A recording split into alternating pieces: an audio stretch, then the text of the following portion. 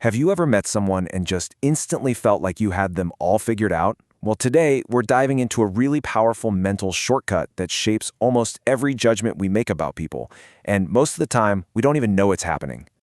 I mean, come on, be honest. Have you ever done that? Or maybe you assumed someone was super kind and trustworthy just based on one good first impression. If you're nodding along, and hey, we've all been there, then you've already felt this bias in action. It turns out your brain is doing this constantly. It's a little trick of the mind, a way it tries to make sense of the world really, really fast. And this phenomenon actually has a name, the halo effect.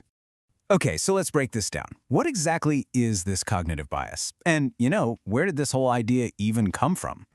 Well, this concept isn't exactly new. It was actually first flagged way back in the early 20th century by a psychologist named Edward Thorndike.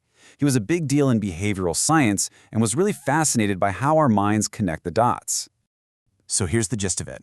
If we spot one single thing we like about a person, let's say they're really well-spoken or successful, our brain basically puts a shiny halo right over their head. And from that point on, we just start assuming that their entire character must be positive. We figure, well, they must also be intelligent and kind and totally trustworthy. But look, this isn't just some dusty old psychological theory. Let's get into how the halo effect is actively twisting our reality in some really major ways every single day. Just think about it for a second. Why do we suddenly trust a shampoo more just because an actor we love is holding it? Yep, that's the halo effect. It's also quietly influencing who gets hired in job interviews, how we view our coworkers. It can even sway decisions in a courtroom. And oh yeah, it plays a massive role in dating. Let's use a workplace example. Picture a colleague who just crushes it at presentations. They're charismatic, they're confident.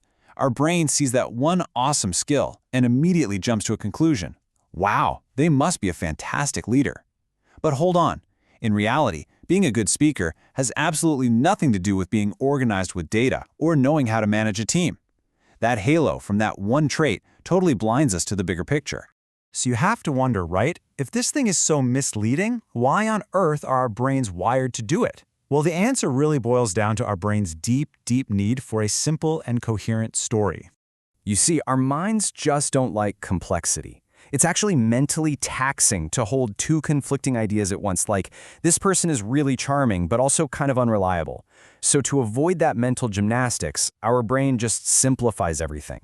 It decides someone is either all good, that's the halo effect, or on the flip side, all bad. And that's called the horns effect, where one bad trait makes us assume everything else is bad too.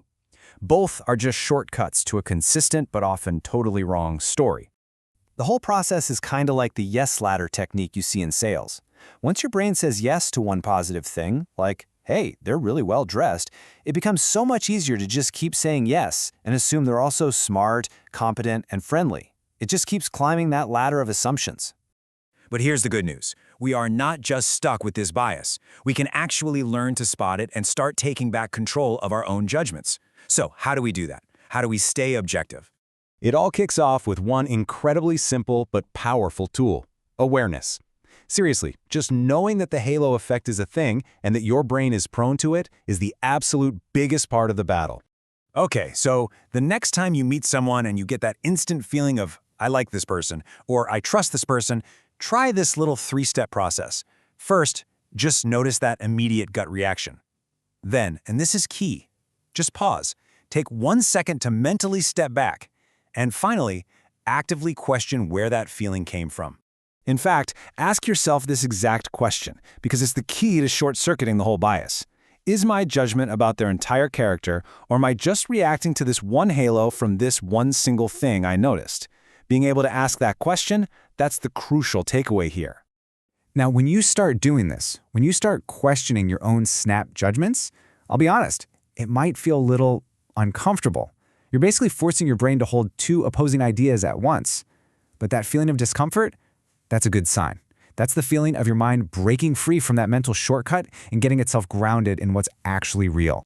At the end of the day, the halo effect is a powerful reminder that our first impression is really just the opening line of a story we're telling ourselves.